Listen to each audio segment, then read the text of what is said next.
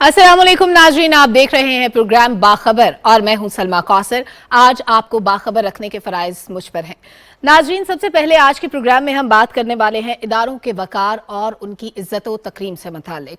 एक शख्स जो किसी भी जगह पर खड़े होकर बयान दे जो इदारों के खिलाफ हो और वो शख्स मुल्क का साबिक वजीर आजम रह चुका हो, क्या ऐसे शख्स को ये अल्फाज जेब देते हैं? जब ऐसा बयान आ जाए, उस पर तौहीन अदालत का नोटिस हो और नोटिस के बाद भी मतलूबा जवाब जमा ना कराया जाए, जो पूछा जाए वो ना बताया जाए, तसल्ली बख्श जवाब ना हो, एक और मोहलत मिल जाए, तो उस पर रिएक्शन क्या होगा? हमारा सवाल इसी से मुतालिक है। अदालत का इमरान खान को माफी मांगने का एक और मौका, क्या इमरान खान अदालत से माफी मांगेंगे? जवाब आज हम जानेंगे अपने तज्जियाकारों से जो हमारे साथ मौजूद होंगे। हमेशा की तरह हमारे 5 पैनलिस्ट हमारे मेहमानों में जनाब सबसे पहले मौजूद हैं आजम चौधरी साहब। सज्जाद अनवर साहब लाहौर स्टूडियो से हमें ज्वाइन कर रहे हैं, उनको शो में वेलकम करेंगे। इसके अलावा आगा इकरार हारून साहब इस्लामाबाद स्टूडियोज में हमारे साथ मौजूद हैं, वेलकम ऑन शो सर। और इसके अलावा स्काइप पे हमारे मेहमान जो मौजूद होंगे उनमें शनीला अमार साहिबा मौजूद हैं और मुर्तज़ा सोलंकी साहब। मुर्तज़ा सोलंकी साहब, सबसे पहला सवाल मैं आपसे आगाज़ करना चाहूँगी कि अदालत का इमरान खान को माफ़ी मांगने का एक और मौका, क्या इमरान खान अदालत से माफ़ी मांगेंगे? हाँ या ना में जवाब दीजिएगा। देखिए, ईमानदारी से मैं न हाँ और न ना में जवाब दे सकता हूं, क्योंकि मेरे पास गैब का इल्म नहीं है। मुझे नहीं मालूम। कुछ आपका सियासी जो आप बसीरत रखते हैं उसके हवाले से कुछ आइडियाज होंगे आपके, कोई प्रेडिक्शन होगी अगर आप कह दें? मुझे लगता है कि वो माफ़ी नहीं मांगेंगे, क्योंकि मुझे ऐसा लग रहा है कि जो जिस तरीके से उन्होंने अपना बर्ताव रखा है अभी तक, कल तक, उससे लगता नहीं है कि वो गैर मशरूत माफ़ी मांगेंगे। अभी तक उन्होंने जो कागज़ जमा कराया है उसमें तो वो दिफा कर रहे हैं अपने पोजीशन का, और दर हकीकत वो कोर्ट से कह रहे हैं कि आपके पास अख्तियार ही नहीं है मुझ पे ये तौहीन अदालत का मुकदमा चलाने का और शोकाज नोटिस देने का। तो मेरा नहीं ख्याल है कि वो गैर मशरूत माफ़ी मांगेंगे। हालांकि उनके जो नए वकील हैं हामिद खान, जिनके माजी में अदलिया की आज़ादी की तहरीक में भी एक किरदार रहा है, और माना यह जाता है कि उनके अदलिया के साथ ताल्लुकात बहुत अच्छे हैं, तो उनको वो सामने लाए हैं। वो बाबर अवान को और फवाद चौधरी को पीछे उन्होंने धकेला है। ये अलग बात है कि फवाद चौधरी ने गोलाबारी शुरू कर दी है हामिद खान पर, वो एक अलग मामला है। लेकिन मुझे लगता है कि वो माफ़ी नहीं मांगेंगे और ये मामला जो है वो जाएगा, उन पर तौहीन अदालत होगी। लेकिन क्योंकि इनको ये सहूलत मिली है कि ये नोटिस और ये शोकाज नोटिस हाई कोर्ट की सतह पर शुरू हुआ है, सुप्रीम कोर्ट की सतह पर शुरू नहीं हुआ, तो अगर इनको नाअहल करार भी दिया जाता है तो ये दोबारा सुप्रीम कोर्ट पहुंचेंगे और कोशिश करेंगे कि इसमें ताखीरी हरबे इस्तेमाल करें, बिल्कुल इसी तरह से जैसे कल इन्होंने जवाब जमा कराने के बाद दोबारा फिर 1 हफ्ते की मोहलत मांग ली है, जैसा कि फॉरेन फंडिंग केस में 8 साल इन्होंने गुजारे। तो मुझे लगता है कि ये ताखीरी हरबे इस्तेमाल करेंगे, लेकिन मुझे नहीं लगता कि वो माफ़ी मांगेंगे, गैर मशरूत माफ़ी। ठीक, यानी आपका जवाब ना में है। शनीला अमार साहिबा, जैसे मुर्तज़ा सोलंकी साहब ने भी कहा कि पहले जुरिस्डिक्शन पर सवाल उठाए गए, उसके बाद डिलेइंग टैक्टिक्स यूज़ किए जा रहे हैं, अभी मोहलत मांगी और हो सकता है वो दोबारा मोहलत मांगने की कोशिश करें। जब उन्होंने अपना जवाब जमा करवाया तो अदालत की तरफ से यही कहा गया कि आप जैसे कद काठ के इंसान से जिसकी फ़ैन फॉलोइंग मौजूद हो, इस किस्म के जवाब की तवक्को नहीं थी। अब की बार आपको लगता है कि इमरान खान साहब माफ़ी मांगेंगे? देखिए, इमरान खान को माफी मांग लेनी चाहिए थी, ठीक है, लेकिन इमरान खान के जो इर्द गिर्द मशीर हैं उन्होंने इमरान खान को ये चीज बावर करवा दी कि आप आइन कानून रियासत सबसे मापरा हैं। तो इमरान खान इसी जाम के अंदर है। देखिए, फवाद चौधरी ने टीवी चैनल पे बैठ के क्या बयान दिए हैं कि अगर इमरान खान के खिलाफ फैसला आया तो उसको अवाम नहीं मानेगी, इमरान के खिलाफ फैसला अदालतें देंगी नहीं। मैं अगर हाई कोर्ट का चीफ जस्टिस होता तो मैं तो इमरान खान से खुद माजरत कर लेता ये केस शुरू करने की बजाय। तो यहां तक तो उन्होंने इमरान को जहनों में ये चीजें डाल दी हुई हैं, और फिर कल अदालत ने भी उनको कहा कि आपकी फॉलोइंग बहुत ज्यादा है, आप एक जिस कद काट के लीडर हैं, आपका ये जवाब नहीं आना चाहिए था। हालांकि इमरान खान को आइन कानून के मुताबिक उनके साथ बर्ताव होना चाहिए, लेकिन उनके साथ बर्ताव क्या हो रहा है उनकी फॉलोइंग देख के। तो इमरान ये है कि जब इनके ऊपर मुश्किल तो आती है, वो उस बंदे की तरफ जाके फिर उससे माफी तलाफी कर भी लेते, जैसे उन्होंने परवेज इलाही के साथ की पंजाब में हुकूमत बनाने के लिए, फिर उससे पहले जब वफाकी हुकूमत बनाने के लिए एमकेएम के साथ की, जिनको कातिल जमात कहते रहते। लेकिन यहाँ पे मसला ये है कि उनके मशीरों ने उनको ऐसा पंप कर दिया हुआ है कि जिसकी वजह से मेरा नहीं ख्याल कि वो माफी मांगेंगे कल। हालांकि उनका जो जवाब है आप वो देखें कि वो क्या कह रहे हैं कि अगर, मुझे तो पता ही नहीं था कि वो जुडिशल सिस्टम का हिस्सा है वो जज, अगर मैं तो समझता रहा कि वो वफाकी इंतजामिया के तहत एक मजिस्ट्रेट है, यानी कि आप अगर वो ब्यूरोक्रेट्स है, इसको सिविल सर्वेंट है, तो आपके पास अथॉरिटी आ गई है कि आप उसको धमकियां दे सकते हैं, आप जैसे आईजी को दे थे, डीआईजी को दे थे। लेकिन चूंकि यहाँ पे मसला ये हो कि आप गिरफ्त में आए हैं, तो आपको समझ आना शुरू होगा कि नहीं ये जज साहब है, तो मैं अपने अल्फाज वापस लेने, बात क्या की कि मैं अल्फाज वापस लूंगा माफी मांगने के। अदालत ने उनको टाइम दिया, हालांकि अदालत, इससे पहले अदालतों ने कभी किसी को टाइम नहीं दिया। हमारे सामने निहाल हाशमी का केस है, तलाल चौधरी का है, यूसुफ रजा गिलानी दानियाल अजीज का है, यूसुफ रजा गिलानी जो थे उनको भी कंटेम्प्ट ने, देखो वजीर आजम थे वो, ठीक है ये, और उनको उस वक्त वो सिटिंग वजीर आजम थे, ये तो फिर साबिका वजीर आजम है। तो ये जो इमरान का वतीरा है ये इसी तरह रहेगा। लेकिन यूटर्न लेने की भी आदत है, इसलिए बात है कि ऑप्शन लेते हुए भी हम थोड़ा सा झिझक रहे हैं, क्योंकि इमरान खान को यूटर्न लेने की भी आदत है। जब वो देखते हैं कि उनके ऊपर मुश्किल आती है तो वो यूटर्न भी ले लेते हैं। लेकिन जो सियासी तज्जिया है, जिस किस्म का उनका कॉन्डक्ट रहा है इक़्तिदार से निकलने के बाद, उसको देख के लगता है कि वो माफी नहीं मांगेंगे, क्योंकि उन्होंने अपने आप को हर चीज से बालक कर समझ लिया हुआ कि बस मुझ पे तो कोई कानून आइन लागू ही नहीं होता है। तो मैं भी ना की ऑप्शन इसलिए लूंगी जो मेरा सियासी तज्जिया कहता है।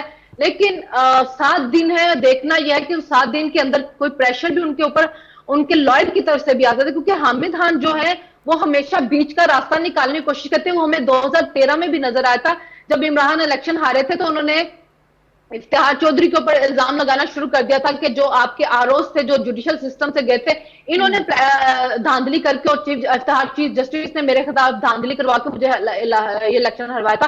तो उस वक्त भी उन्होंने अपने वकील हामिद खान के मशवरे पे अमल करते हुए कुछ थोड़ा सा लचक दिखाई थी। तो हो सकता है लचक दिखाएं, लेकिन मशरूत माफी मांगते हुए मुझे नजर नहीं आ रहे हैं। सही, आपका जवाब भी, आपने भी ऑप्शन लिया ना का। आगे बढ़ते हुए मैं सजाद अनवर साहब की जानिब चलूंगी। सजाद साहब, शनीला अमार साहिबा ने, मुर्तज़ा सोलंकी साहब ने ना का ऑप्शन लिया है। इमरान खान साहब कहते हैं कि मैं अल्फाज तो वापस ले लूंगा लेकिन माफ़ी नहीं मांगूंगा, ये तो वो कह चुके। इसके अलावा आज भी उनकी स्टेटमेंट आई कि मैं और ज़्यादा खतरनाक होता जाऊंगा। एक तरफ ये धमकियां आमेज लहजा, दूसरी तरफ जब वो माफ़ी मांगने को तैयार नहीं है। आइंदा हालात किस तरफ जाते हुए देखते हैं, क्या माफ़ी मांगने के लिए वो राज़ी हो सकते हैं या नहीं?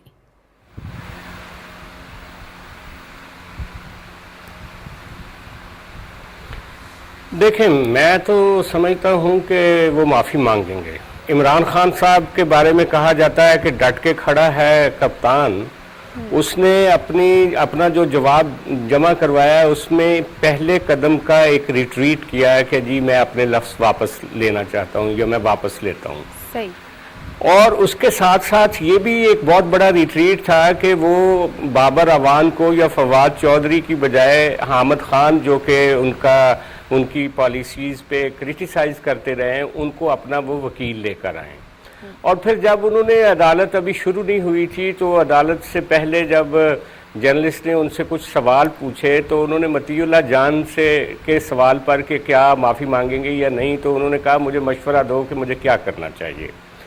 तो बुनियादी तौर पे ये इन 7 दिनों के अंदर अंदर मेरी इत्तला तो ये है कि ये एडिशनल सेशन जज जो हैं ज़ेबा चौधरी साहबा, उनके घर भी जाएंगे मौसूफ हामिद खान की एडवाइस पे, उनसे एक जाके माजरत करेंगे और उसके बाद वो अदालत में जो अपना जवाब जमा करवाएंगे उसमें वो कोशिश करेंगे कि कोर्ट की तशफ़ी कर दें। सजाद अनवर साहब, बिल्कुल आपने अपना दे दिया, ना का हाँ का ऑप्शन दिया है आपने कि वो ज़रूर माफ़ी मांगेंगे। मुझे एक ब्रेक की जाने बढ़ने, वापस आकर अपने बाकी तज्जियाकारों की राय भी जानेंगे। Stay with us.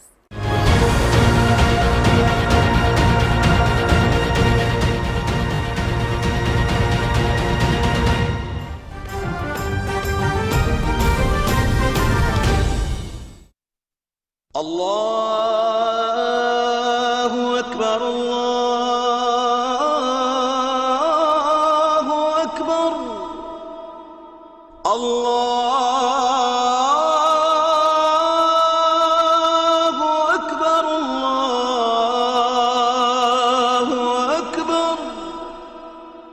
أشهد أن لا إله إلا الله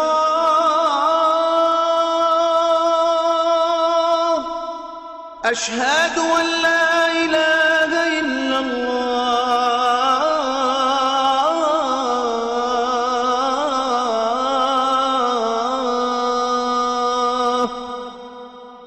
أشهد أن محمدا رسول الله أشهد أن محمدا رسول الله حي على الصلاة حي على الصلاة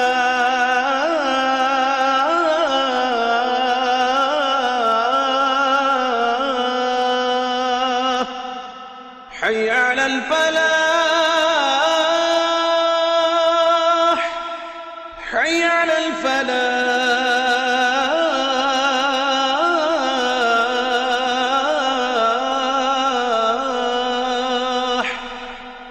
الصلاة خير من النوم الصلاة خير من النوم الله أكبر الله أكبر لا إله إلا الله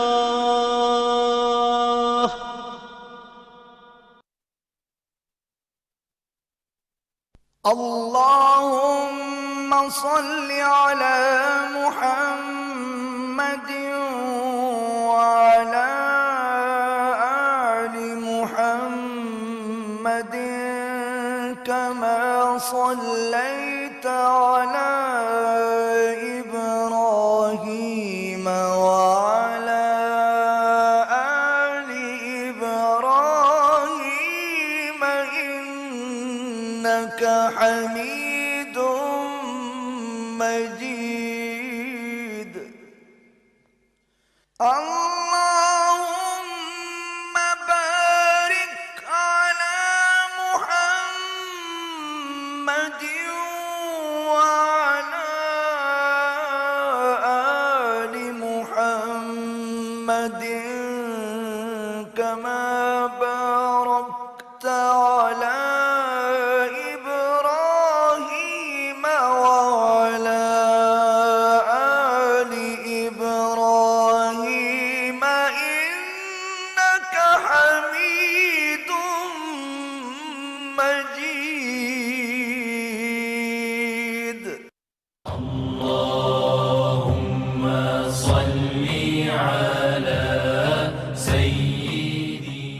हज़रत अबू हुरैरा रज़ी अल्लाह ताला अन्हु से रिवायत है कि रसूलुल्लाह सल्लल्लाहु अलैहि वसल्लम ने खाने को कभी ऐब नहीं लगाया, यानी बुरा नहीं कहा।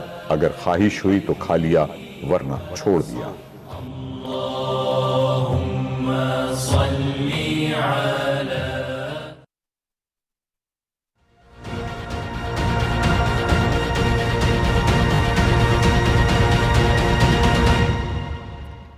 वेलकम बैक नाजरीन। गुफ्तगू का आगाज़ वहीं से करेंगे जहां से ये तसलसल टूटा था। हमारे 3 तजियाकारों ने अपनी राय का इजहार कर दिया। 2 ने ना का ऑप्शन लिया। सज्जाद अनवर साहब का कहना है कि इमरान खान साहब माफ़ी मांगेंगे। आका इकरार हारून साहब आपकी राय जानना चाहते हैं कि इमरान खान साहब क्या करेंगे, क्या वो माफ़ी मांगेंगे या नहीं मांगेंगे, क्योंकि ये अभी इगोइस्टिक इशू लग रहा है।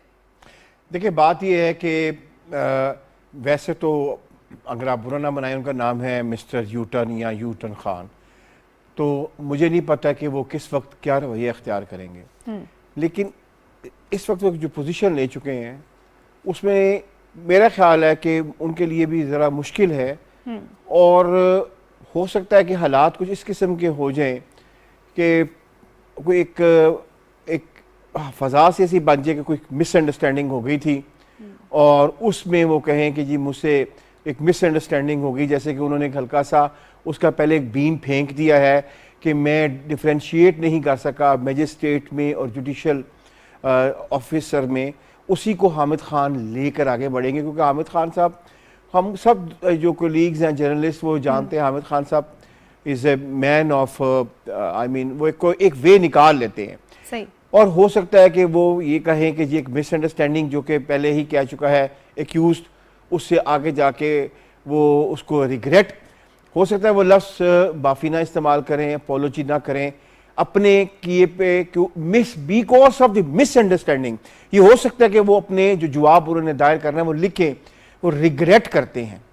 तो ये लफ्ज़ों की खेल होगी। जब वो रिग्रेट करेंगे और अगर उनका रिग्रेट कबूल हो जाता है तो फिर अपना इमरान खान वापस अपने फॉलोअर्स के पास जाएंगे, वो कहेंगे देखा मैंने माफ़ी नहीं मांगी, मैं माफ़ी क्यों मांगता। तो ये अब देखें, ये चीज़ें बड़ी कॉम्प्लेक्स हो चुकी हुई हैं, क्योंकि हामिद खान के आने के बाद एक यानी कि अब हामिद खान कब आए हैं? तब आए हैं जबकि फवाद चौधरी ने एक ऐसी स्टेटमेंट पास की है कोर्ट के बारे में जो कि मैं खुद नहीं करना चाहता हूं एक टेलीविजन पे बैठ के, वो इतनी एम्बैरेसिंग है। तो हामिद खान का लेकर आने से मुराद ये है कि इमरान खान इससे निकलना चाहता है, लेकिन अपॉलोजी या माफी का लफ्ज इस्तेमाल किए बगैर। और अब हमने देखना है कि ये जो जवाब जमा उन्होंने करवाना है, क्या वो उसी तरह जवाब जमा होगा एम्बिग्यूटी के साथ जो मेरे दिमाग में है कि रिग्रेट, मिसअंडरस्टैंडिंग, और हो सकता है कि फिर कोर्ट जो है वो भी एक स्पेस दे दे, लेकिन माफी का लफ्ज अपॉलोजी मेरा नहीं ख्याल है कि वो डालेगा उसमें। ठीक है, यानी अपॉलोजी वो नहीं करेंगे, आप ये कहना चाहते हैं? लफ्ज मैं फिर ये कह रहा हूं, अपॉलोजी का वर्ड और माफी का लफ्ज वो नहीं होगा, लेकिन माफी मांगेंगे, दूसरे अल्फाज में मांगेंगे, लेकिन माफी जरूर मांगेंगे, मांगनी पड़ेगी उनको ऑफ कोर्स। आजम चौधरी साहब, आप क्या ऑप्शन लेंगे? इमरान खान साहब माफी मांगेंगे या नहीं मांगेंगे?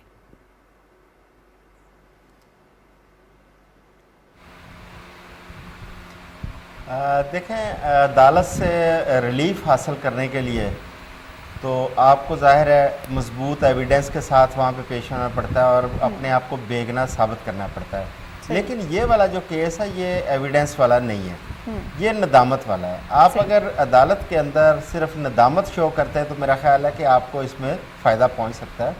जहाँ तक खान साहब का मामला है, आप देखें कि खान साहब उनकी फ़ैन फॉलोइंग है, वो लीडर हैं एक पार्टी के और बहुत सारे लोग उनके फॉलोअर हैं। अच्छा, अब एक लीडर को क्या ज़ेब देता है कि वो अदालतों की, जजों की वो तौहीन करें? वो उनके जो फॉलोअर्स हैं उनको क्या मैसेज देते हैं? मैं समझता हूँ कि ये एक अनारकी की तरफ जाने वाला कदम है। खान साहब को अदालत के अंदर माफ़ी मांगने में आर कोई नहीं होनी चाहिए। अब आपका क्वेश्चन है कि वो मांगेंगे या नहीं। बज़ाहिर तो हमें लगता है कि वो माफ़ी नहीं मांगेंगे, लेकिन ये केस जिस नैज पे चला गया, जिस स्टेज पे पहुंच गया, अगर हम माजी की एग्जांपल सामने रखें तो आपको याद होगा उनके ऊपर एक तौहीन अदालत पहले भी लगी थी जिसमें बाबर अवान साहब उनके वकील थे और उन्होंने उसमें माफ़ीनामा लिख के दिया था अदालत में। सही। मेरा ख्याल है कि इस केस के अंदर भी अब उनको एक चाहे तहरीरी तौर पे हो चाहे ज़बानी तौर पे हो, एक दफ़ा उनको अपॉलोजी का लफ्ज़ यूज़ करना पड़ेगा, माफ़ी मांगनी पड़ेगी। जिस तरह के पहले मेरे कलीग्स ने बात की कि हामिद खान एक बड़े मंझे हुए वकील हैं और मेरा ख्याल है कि हामिद खान उन्हें इस चीज़ पर राज़ी भी करेंगे कि उनको अदालत की जो इज़्ज़त और तकरीम है वो कायम रहे, कम से कम अदलिया को जो है ना वो कंट्रोवर्शियल ना किया जाए। लिहाजा मेरा ख्याल है कि शायद वो माफ़ी मांग लेंगे। ठीक, आपका ख्याल भी है कि वो माफ़ी मांग लेंगे और नो डाउट हामिद खान साहब मंझे हुए वकील है, लेकिन उसके बावजूद उन्होंने पहला जवाब जमा कराने में उनको नहीं बताया कि आप डिस्क्वालीफाई भी हो सकते हैं और आपको माफ़ी मांगनी चाहिए। और इमरान खान साहब ने हमेशा की तरह यही कहा कि मेरा जो बयान था उसको आउट ऑफ कॉन्टेक्स्ट पेश किया गया, जो कि वो पहले भी बयानात में कहते हैं। एनीवेज, आपका जवाब आ गया। 2 तजियाकारों ने ना का ऑप्शन दिया, 3 ने हाँ का ऑप्शन दिया। इसके साथ ही सेगमेंट को क्लोज करते हुए आगे बढ़ेंगे। और डीन, हमारा दूसरा आज का टॉपिक कि मुश्किल घड़ी में वज़ीर आज़म को अपोजिशन से मिलकर काम करने की पेशकश, क्या इमरान खान मुस्बत जवाब देंगे? इससे कबल हम माजी में भी देखें तो एक चार्टर ऑफ इकोनॉमी पे बात हुई थी जब शहबाज शरीफ साहब अपोजिशन में थे, इमरान खान साहब गवर्नमेंट में थे, तब भी मुतहदा अपोजिशन ने ये ऑफर किया था कि आए मिलकर बैठते हैं, बात करते हैं इकोनॉमी पे, क्योंकि मुल्क पर मुश्किल माशी हालात है। IMF के साथ हमारी डीलिंग्स जो थी वो डिले हो रही थी, कमिटमेंट्स पूरी ना होने की वजह से हमारी इंस्टॉलमेंट्स जो थी अगली वो रुकी हुई थी। तो तब शहबाज शरीफ साहब ने कहा था कि आए मिलकर बैठते हैं, चार्टर ऑफ इकोनॉमी पे बात करते हैं, मिसाक मईशत पे बात करते हैं। उस वक्त उस ऑफर को एक्सेप्ट नहीं किया किया गया था, लेकिन इस बार ऑफर ज्यादा मुख्तलिफ नहीं है। अब भी शहबाज शरीफ साहब कहते हैं अपोजिशन को कि आए हम मिलकर बैठते हैं, बात करते हैं। मुल्क की बेहतरी के लिए बात करना इसलिए जरूरी है कि मुल्क का एक बड़ा हिस्सा इस वक्त सैलाब से मुतासिर है। ऐसे में जब एक फोन कॉल हमारे सामने आती है जिसमें वजीर खजाना पंजाब बात कर रहे हैं साबिक वजीर खजाना शौकत तरीन से, और वो ये कहते हैं कि क्या अगर हम IMF की जो शराइत है उनको पूरा करने के लिए हामी ना भरें, जो लेटर लिखना है अगर हम वो नहीं लिखेंगे तो क्या होगा, क्या पाकिस्तान को कोई नुकसान होगा? जिस पर शौकत तरीन साहब कहते हैं कि नुकसान नहीं होगा, लेकिन हम ये लेटर नहीं लिखते। हम कह देते हैं कि हमारी जो कमिटमेंट थी वो सैलाब से पहले की थी, अब सैलाब आ चुका है, अब हम मुश्किल में हैं, तो अब हम ये कमिटमेंट पूरी नहीं कर सकते। ऑफ कोर्स ये पाकिस्तान के लिए डैमेजिंग था, लेकिन एक ऐसे वक्त में सियासत करने की कोशिश की गई जो कि ठीक वक्त नहीं था। ऐसे में एक तरफ ये साजिशें हो रही हैं, एक तरफ प्रोपेगेंडा किया जा रहा है, दूसरी जानिब हुकूमत की तरफ से ये ऑफर है कि आए मिलकर बैठते हैं, बात करते हैं। बात करने की ऑफर इसलिए की गई क्योंकि मुल्क पर मुश्किल घड़ी है। उन लोगों के सर पर दस्ते शफकत रखना जरूरी है जो इस वक्त बेयारो मददगार बैठे हैं, खुले आसमान तले बैठे हैं, उनको खाना पानी और खुराक चाहिए। और वजीर आजम ने कुछ ही देर पहले अपने खिताब में कहा कि मेरे पास वक्त नहीं है कि मैं इनके मुकदमात की फाइलें देखूं, मुझे मुल्क की तरक्की की फाइलें देखनी है। इसके अलावा उन्होंने उस तमाम तर चीज़ का जिक्र भी किया जो IMF के हवाले से की गई। उन्होंने कहा कि IMF के साथ जो शराइत थी उसमें शामिल था कि सूबों के पास जो सरप्लस पैसे होंगे उसके लिए वो वफाक को खत लिखेंगे जिसके तहत जो सरप्लस होगा वो देंगे वफाक को, लेकिन उन्होंने ऐसा नहीं किया। और इसके बाद जब कुछ दिन पहले मैंने वजीर खजाना की स्टेटमेंट देखी तो उन्होंने भी ये कहा कि जब KP के वजीर खजाना ने मुझसे मुलाकात की तो उन्होंने मजीद पैसे डिमांड किए। फाटा के इंजमाम के बाद जो रकम बनती थी वो 88 अरब थी, 112 अरब रुपए देने के बावजूद मजीद पैसे डिमांड किए जा रहे हैं वफाक से। दूसरी जानिब पंजाब से खत लिखा जा रहा है हम ऐसा नहीं करेंगे। इस सब के बावजूद हुकूमत कहती है कि आए मिलकर बैठते हैं, बात करते हैं। तो हमारा सवाल कि मुश्किल घड़ी में वजीर आजम की अपोजिशन को मिलकर काम करने की पेशकश क्या इमरान खान मुस्बत जवाब देंगे? मुर्तजा सोलंकी साहब जी, जवाब तो नफी में है। इमरान खान की जो पूरी सियासत है वो एक अनार्किस्ट की सियासत है जो किसी किस्म की तामीरी काम में यकीन नहीं रखते और उनके नज़दीक खेल वही है जिसको सिर्फ वो खेलें और वो खेल खेलना चाहते हैं जिसमें उनकी जीत यकीनी। तो वो इसमें यकीन रखते ही नहीं है। आप याद करें कि 2013 के इलेक्शन के फौरन बाद अगले साल अगस्त में वो धरना लेकर ताहिरुल कादरी के साथ इस्लामाबाद आ गए थे और 126 दिन तक बैठे रहे यहाँ पर, बावजूद इस बात के कि उस वक्त जो अपोजिशन थी उस वक्त की वो हुकूमत के साथ खड़ी हो गई। जो मुश्तरका पार्लिमानी इजलास हुआ और इमरान खान अकेले हो गए, यहाँ तक कि वो खाली कुर्सियों से खिताब फरमाते रहे जब तक आर्मी पब्लिक स्कूल का सानिया नहीं हुआ 16 दिसंबर 2014 को। और जब खुद उस वक्त की सिक्योरिटी इस्टेब्लिशमेंट ने उनसे कहा कि आप अकल से काम लें, और उस वक्त क्योंकि वो इस्टेब्लिशमेंट के मुखालिफ नहीं थे, और आप याद करें कि जब उनको बुलाया गया था एक मुलाकात के लिए ताहिरुल कादरी और इमरान खान को जनरल राहिल शरीफ की तरफ से, तो किस तरह से मुस्कुराते हुए ईमानी नूर उनके चेहरे पर था, वो गए थे मुलाकात के लिए। तो उस वक्त उन्होंने ये बात मान ली और धरना ख़त्म किया। लेकिन फिर 1-1.5 साल के बाद दोबारा आ गए थे पनामा के केस के बाद, अगर आप याद करें। तो उनकी पूरी सियासत अभी जो 3.5-4 साल गुजरे हैं, जितने भी अहम कौमी मामलात हुए हैं उस पर आर्मी चीफ तो अपोजिशन लीडर्स के साथ बैठने के लिए तैयार थे, लेकिन इमरान खान बतौर वजीर आजम तैयार नहीं थे। उनकी डिक्शनरी में किसी के साथ मिलकर काम करना शामिल नहीं है। कश्मीर का मामला हो, जब भारतीय जहाज़ों ने हमला किया पाकिस्तान पे, जब इंडियन जहाज गिराया गया उस वक्त भी नहीं, फैटफ पे भी नहीं, कोविड पे भी नहीं, जितने भी मौके हैं उन्होंने नहीं किया, तो इसलिए अब भी नहीं करेंगे। हमेशा की तरह इस बार भी वो ऐसा नहीं करेंगे। शनीला अमार साहिबा, आप क्या ऑप्शन लेंगी?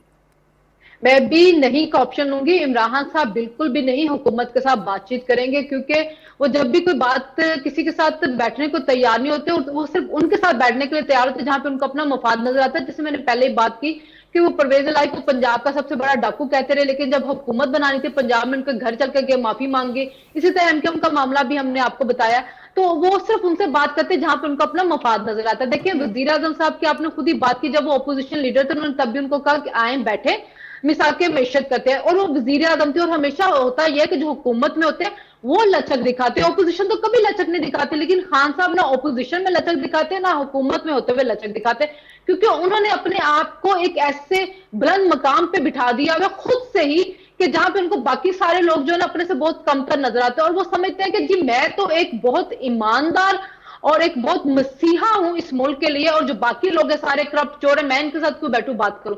तो अभी भी वो यही कहते हैं कि जी मैं तब बात करूंगा जब मुझे इलेक्शन की डेट देंगे। उनको बिल्कुल नजर नहीं आ रहा कि इस मुल्क के हालात क्या है। सैलाब सारे चारों सूबों के अंदर आया हुआ, 2 सूबों के अंदर उनकी अपनी हुकूमत है।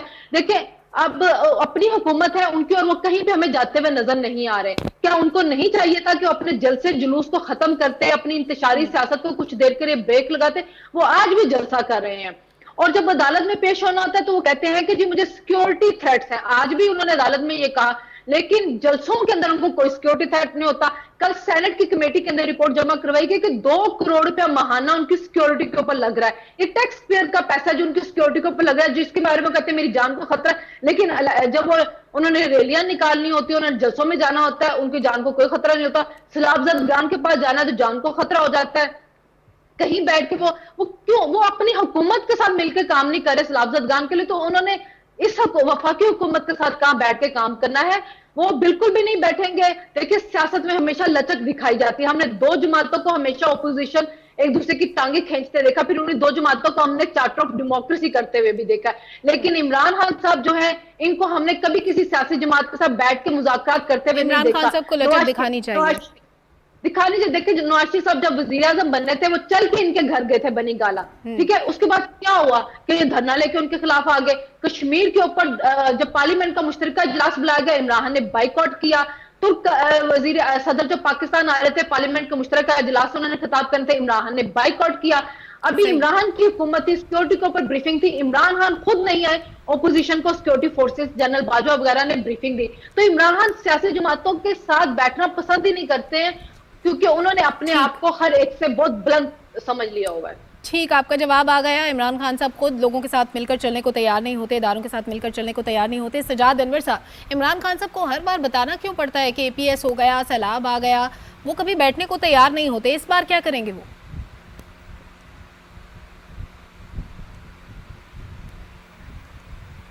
इस बार भी वही करेंगे जो पहले करते रहे। आपको याद होगा वो कह रहे थे कि मैं भारत जो दुश्मन है उसके साथ तो डायलॉग कर सकता हूँ, तालिबान के साथ जिन्होंने हमारे बच्चे मार दिए उनके साथ तो मैं बात कर सकता हूँ। अब वो अमेरिका कह रहे हैं कि अमेरिका ने उसकी हुकूमत ख़त्म की, रजीम चेंज किया, वहाँ पे भी उन्होंने एक लॉबिंग फर्म बना ली है। लेकिन वो कहते हैं कि जी मैं इन लोगों के साथ, इन सियासतदानों के साथ, जिस तरह के वो उनके बारे में अल्फाज इस्तेमाल करते हैं, स्लोगन्स इस्तेमाल करते हैं, वो कहते हैं मैं इनके साथ बैठने के लिए तैयार नहीं हूँ। वो मुल्क में किसी भी गैर जमहूरी एलिमेंट के साथ बैठ सकते हैं, लेकिन उन्होंने पार्लियामेंट में जब उनको अक्सरियत भी मिली थी, उन्होंने उस वक्त भी पार्लियामेंट की इज़्ज़त नहीं की थी, उन्होंने पार्लियामेंट्री प्रोसेस की इज़्ज़त नहीं की थी, वो अब भी नहीं करेंगे, ये तो पक्की बात है। लेकिन मैं यहाँ आपको एक मिसाल दूँ कि शायरों ने बड़े अरसे से जो ये सर्व का दरख्त होता है ना, जो लंबा दरख्त होता है, और उसकी बड़ी मिसालें उसकी ब्यूटी की देते थे, लोग अपने घरों में भी लगाते थे। और फिर उसकी एक ही आदत है उस दरख्त की कि वो बहुत सख्त तूफ़ान आए टूट तो जाता है, अदरवाइज़ वो झुकता नहीं है। इसी तरह इनका भी यही हाल है कि ये किसी भी वक्त यानी झुकने के लिए तैयार नहीं होते, टूटने के लिए इंशाल्लाह वो हमेशा तैयार रहते हैं, और उनको ये आने वाला वक्त ही बताएगा। और फिर बाद में पता चला कि इस दरख्त को तो लगाना ही नहीं चाहिए, ये तो ज़मीन का रस चूस जाता है और दूसरे दरख्तों को भी ख़राब करता है। तो बहरहाल खान साहब में ये जो स्टबननेस है, एक अपने जाली ईगो जो है उनकी, उसकी वजह से वो सियासी जमातों के साथ नहीं बैठेंगे, बाकी वो हर किसी के साथ बैठ जाएंगे। ठीक, आगा इकरार साहब, क्या करेंगे इमरान खान साहब? इमरान खान साहब बिल्कुल नहीं बैठेंगे। आपको पता है कि इमरान खान ने एक नई तारीख रकम की हुई है पार्लियामेंटेरियन सिस्टम में 21st सेंचुरी की। मैं ऑनेस्टली बता रहा हूँ, इमरान खान 21st सेंचुरी के पूरे जितने भी पार्लिमानी निज़ाम है दुनिया में, उसमें वाहिद प्राइम मिनिस्टर रहा है जिसने लीडर ऑफ अपोजिशन को 42 महीने हाथ नहीं मिलाया। एक नई तारीख रकम हुई है और आप इससे अंदाज़ा लगा सकते हैं कि बाकी मेरे दोस्तों ने ऑलरेडी कह दिया है, पसंद नापसंद से आगे एक चीज़ होती है नफ़रत। इमरान खान को हर उस शख्स से नफ़रत है जो उसके खिलाफ है, और वो कैसे बैठेगा? पहले तो बात ये है, वो कभी बैठा ही नहीं है। बहुत डिटेल माशाल्लाह मेरे दोस्तों ने बताया है कि इतने अहम वाक़यात हुए हैं, वो नहीं बैठा। यानी कि एक ऐसी ब्रीफिंग जो कि ब्रीफिंग प्राइम मिनिस्टर हाउस ने, यानी कि प्राइम मिनिस्टर सेक्रेटेरिएट ने कॉल की थी, उसमें वो मैं नहीं बैठा था। सही। तो अब क्या कह रहे हैं कि वो कैसे बैठेगा? जनाब, इमरान खान के बारे में आप एक बात बिल्कुल क्लियर रखिए, अगर तो आप उसके साथ हैं, अगर आप उसके फॉलोअर हैं तो वो आपसे बात कर सकता है, अगर आप उसे कंटेस्ट करते हैं तो वो आप उसके लिए दुश्मन हैं, आप उसके लिए उससे ज्यादा कोई चीज हो सकती है, लेकिन आप उसके किसी दोस्त पे निगोशिएशन नहीं हो सकती है। और आखिर में एक बात कहूंगा, मैं कई दफा ये बात कह चुका हूं और लिख चुका हूं, इमरान खान या पीटीआई एक पॉलिटिकल पार्टी नहीं है, ये एक सोशल ग्रुप है, जो आपने देख भी लिया है। अभी रिसेंटली आपने ये 2-3 वाकयात हुए हैं इस्लामाबाद में, मैं नाम नहीं लूंगा, उसमें सोशल ग्रुप ने अपनी ताकत का मुजाहरा किया कि प्रेशर बिल्ड करने की कोशिश की जा रही है। आगा करार साहब, आपका जवाब आ गया, आपका जवाब भी नाम है। आजम चौधरी साहब,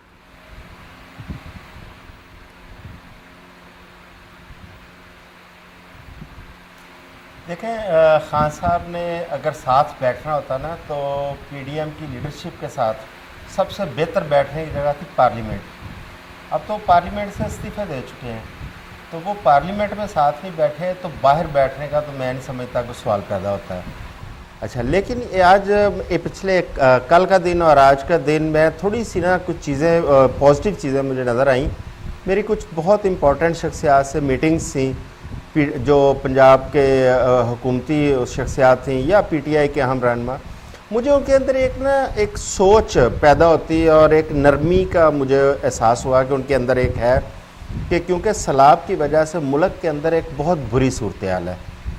दूसरा, जो इकॉनमी की सूरत हाल है, जो उनकी सेकंड टियर है लीडरशिप का, उसके अंदर एक सोच पाई जा रही है कि जी इस वक्त ज़रूरत है कि हम मिल के चलें।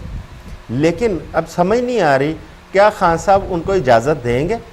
जो उनके अंदर एक सोच पनप रही है कि वो साथ बैठें और तमाम पार्टियों के साथ, क्योंकि आप देखें ना, खान साहब खुद पार्लियामेंट में नहीं है। देखिए, 2 सूबों की हुकूमत उनके पास है और सूबे जो हैं वो जाहिर है वफाक के साथ मिल के चलेंगे तो वफाक और सूबे जो है ना वो फिर कौम के लिए, अवाम के लिए बेहतरी कर सकेंगे और मुल्क के मुआशी जो सूरत हाल उसको भी बेहतर कर लेंगे और सैलाब का जो डिज़ास्टर है उससे भी मिल के निमट सकते हैं।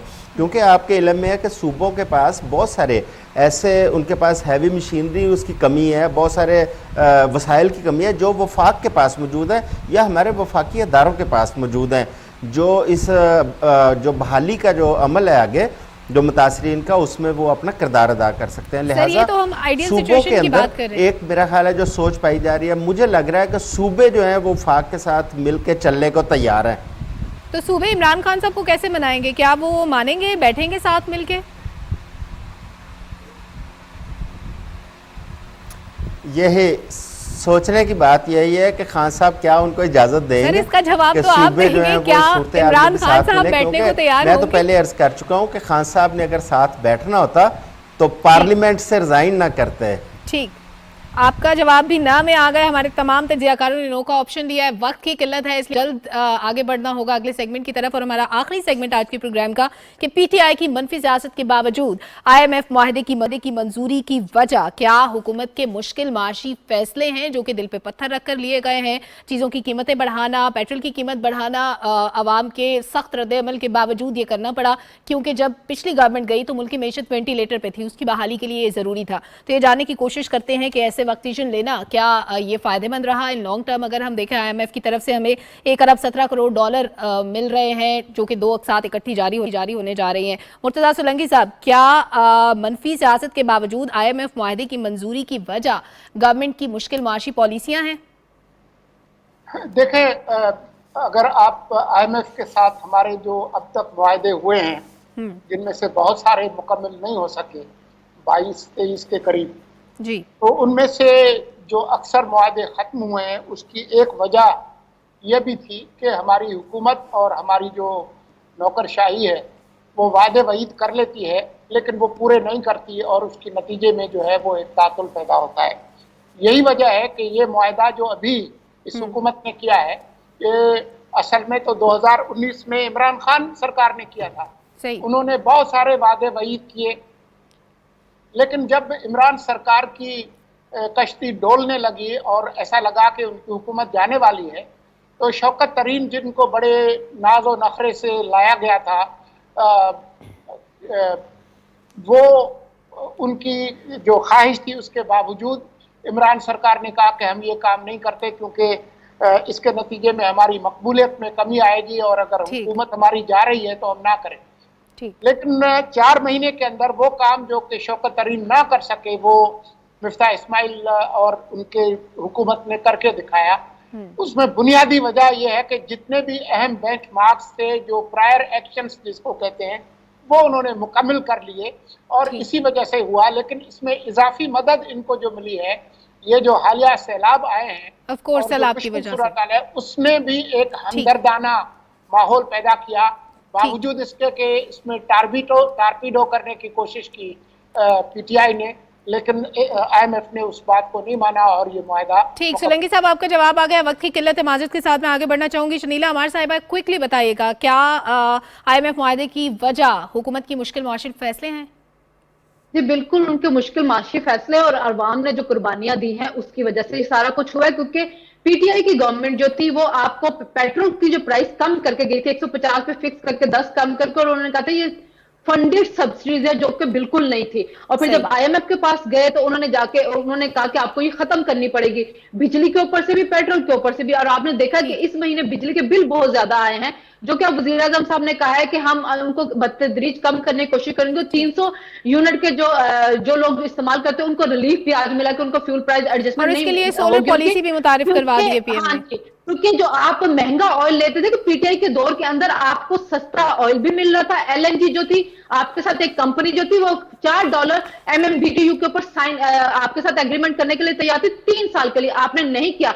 तो जब ये हुकूमत आई तो आपको स्पॉट प्राइस $40 MMBTU के ऊपर LNG मिल रही थी, जिसकी वजह से गैस की प्राइस बढ़ी, आपकी बिजली की बढ़ी, पेट्रोल की बढ़ी, और उसका खमियाजा भुगता आपने बाई इलेक्शन के अंदर।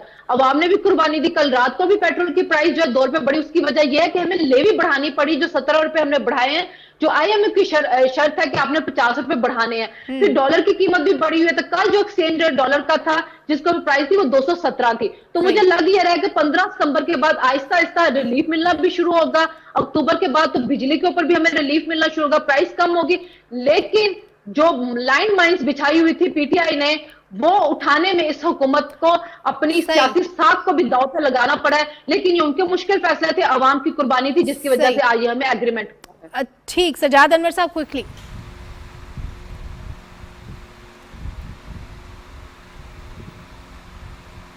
जी बिल्कुल, मुश्किल फैसले करने पड़े और गवर्नमेंट की सबसे बड़ी कामयाबी IMF प्रोग्राम लेना जो है वो तो है ही, लेकिन इस मुल्क को श्रीलंका बनने से रोक लिया है इस गवर्नमेंट ने। क्योंकि इमरान खान साहब जो ये चाह रहे थे और जो इन्होंने रुकावटें खड़ी की और जिस तरह से शौकत तरीन ने की जो वीडियो लीक्स आई, उनका मतलब ये था कि पाकिस्तान दिवालिया हो जाए, IMF ऑन बोर्ड ना हो, हमें पैसे ना मिलें, और फिर जब ये हर चीज़ यहाँ पे खाकस्तर हो जाए तो फिर खान साहब आए और वो मसीहा बन के आए और वो इस मुल्क को उठाएं। वो इस वक्त वो सारा कुछ तबाह करना चाह रहे थे, लेकिन गवर्नमेंट ने बचा लिया। ये बड़ी कामयाबी है, लेकिन अवाम से कुर्बानी मांगी गई है। अवाम कहाँ कुर्बानी, उनके ऊपर तो ट्रिकल डाउन इफेक्ट आता है, और अवाम ने कुर्बानी दी भी। मजबूरी जो इमरान खान ने किया था अल्टीमेटली वो आज भुगतना पड़ा है। लेकिन उम्मीद की जा सकती है कि आने वाला वक्त अवाम के लिए अच्छा होगा, इंशाल्लाह। आगा इकरार साहब, जो पहले रिलीफ मिल रहा था that was on cost of Pakistan economy, अभी क्या सूरत हाल है? क्या जो हमारी किस्त जो मंजूर हुई है IMF से, उसकी वजह मुश्किल माशी फैसले हैं? ऑफ कोर्स, देखें आपने जो डिसीजंस किए थे, ये कमिटमेंट्स की थी, उस पर आपने टोटली विड्रॉ किया। अब उसके खिलाफ गए पीटीआई के ज़माने में, उसका एक बहुत बड़ा नुकसान हुआ। और मुझे पता टाइम बहुत कम है, इसलिए मैं बड़ा अपना इस पर शॉर्टली बताऊँगा कि बहरहाल ये बहुत बड़ा फैसला होता है किसी पॉलिटिकल पार्टी। अच्छा, फिर मैं रिक्वेस्ट करूंगा आपसे कि हमें लफ्ज़ मल्टी पार्टी इस्तेमाल करना चाहिए, ये मुश्किल फैसले सिर्फ PMLN ने नहीं किए हैं, ये पीपल्स पार्टी ने भी किए हैं, JUI ने भी किए हैं, बाप ने भी किए हैं। हर मल्टी पार्टी में बैठे हुए पार्लियामेंटेरियन को पता था कि जब वो वोट लेने जाएंगे तो उनके लिए कितना मुश्किल होगा, लेकिन फिर भी मुल्क बचाना था, सियासत नहीं रियासत बचानी थी। जबरदस्त। आज़म चौधरी साहब।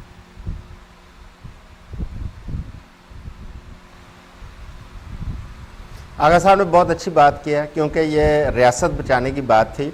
रियासत की कॉज पे आप सियासत नहीं कर सकते, तो इसमें कोई शक नहीं कि हुकूमत ने वाकई बहुत मुश्किल फ़ैसले लिए और बहुत मुश्किल वक्त भी देखा और मेहनत भी की, जिसकी वजह से आज IMF प्रोग्राम वो मुकम्मल होने जा रहा है। इसके साथ साथ हमें जो बाकी हमारे दोस्त मुबालक हैं उधर से भी अब इमदाद की जो है ना उम्मीद नज़र आने लगी है, इन्वेस्टमेंट भी, इमदाद भी। यहाँ पे मैं हुकूमत से एक दरख्वास्त ज़रूर करूँगा कि देखें, इस कौम ने बड़ी कुर्बानी दी है, बहुत महंगाई बर्दाश्त की है। अब जो पाकिस्तान में अच्छा टाइम आ रहा है, इसके समरात जो है ना वो ग्रास रूट लेवल तक जाने चाहिए, क्योंकि सैलाब की वजह से पहले बहुत तबाह कर रही है और बदहाली है और महंगाई ने भी लोगों की कमर तोड़ी है। लिहाजा इस टाइम के ऊपर अगर हुकूमत नीचे तक लोगों को फ़ायदा पहुँचाएगी, मैं समझता हूँ कि ये बहुत बेहतर रहेगा। ज़बरदस्त, आपका जवाब भी आ गया आज़म चौधरी साहब। हमारे तमाम तज्जियाकारों ने हाँ का ऑप्शन लिया है। जाहिर है मुल्क की मईशत को बचाने के लिए बहुत ज़रूरी था कि मुश्किल फैसले लिए जाते और उन्हीं के समरात हम तक पहुँच रहे हैं। बहुत शुक्रिया मुर्तज़ा सोलंकी साहब, शनीला अमार साहिबा, सज्जाद अमनर साहब, आगा इकरार हारून साहब और आज़म चौधरी साहब आज के इनका हिस्सा बने, अपनी कीमती राय से आगाह किया और उन तमाम इशूज़ पर जिन पर आवाम जानना चाहते हैं कि उनकी राय क्या होनी चाहिए, क्योंकि ओपिनियन मेकर्स का रोल बड़ा इंपॉर्टेंट होता है। और जब ऐसे वक्त में मुल्क एक मुश्किल माशी सूरत हाल से गुजर रहा हो, ना सिर्फ मुश्किल माशी सूरत हाल बल्कि सैलाब की तबाहकारियां भी मुल्क के तूलो अर्ज में फैल रही हों, सिंध की बात करें, बलोचिस्तान की बात करें, KP की बात करें, जनूबी पंजाब की बात करें, हमारे चारों अजला इस वक्त सैलाब से मुतासर हैं। मुल्क का एक बड़ा हिस्सा सैलाब में डूबा हुआ है। आबादी की बात करें तो 3 से 3.5 करोड़ के दरमियान तकरीबन ये आबादी बनती है जो कि इस वक्त मुतासर है, यानी 15% टोटल पॉपुलेशन का। उनको एकोमोडेट करना है, उनके लिए रिलीफ और रेस्क्यू की सरगर्मियों में हिस्सा लेना है, हम सबको मिलकर करना है। ऐसे में ओपिनियन मेकर्स का रोल भी बड़ा इंपॉर्टेंट हो जाता है, इसलिए इस डिस्कशन का इनेकाद बहुत ज़रूरी होता है। मुल्क में सैलाब है, बार बार हमने जिक्र किया कि आप दिल खोलकर एहतियात दें, उन लोगों की मदद करें जो इस वक्त मुश्किल में हैं, जो बेसहारा और बेआसरा हैं। गवर्नमेंट कर रही है, इंटरनेशनल डोनर्स कर रहे हैं, लेकिन हम सबको भी अपना हिस्सा डालने की ज़रूरत है। और जब हम बात करते हैं कि मनफी सियासत को रद्द कर देना चाहिए, तो ये वक्त सियासत का नहीं है। सानिया APS का बार बार जिक्र किया, क्योंकि जब सानिया APS हुआ, इस कौम के बच्चे मर रहे थे और मुल्क में सियासत हो रही थी, धरने चल रहे थे, एहतजाज हो रहा था। तो खुदारा ऐसे वक्त में सियासत ना करें, इदारों के खिलाफ तौहीन आमेज बयानात देने से गुरेज करें, ताकि इदारों के दरमियान जो टकराव है वो पैदा ना हो, तसादुम पैदा ना हो। इदारों के खिलाफ महाजराई न करें, मुल्की सियासत के बजाय रियासत पर तवज्जो दें और सैलाब की तबाहकारियों से निकलने में गवर्नमेंट का हाथ बटाएं। जैसे वज़ीर आज़म ने ऑफर किया, उस ऑफर को कबूल करें। उम्मीद करते हैं कि इस प्रोग्राम का इम्पैक्ट जरूर पहुंचेगा जहां तक पहुंचना चाहिए। इसके साथ ही बाखबर का वक्त खत्म हुआ। हमें हमारी टीम के हमरा इजाजत दीजिए। अल्लाह हाफ़िज़।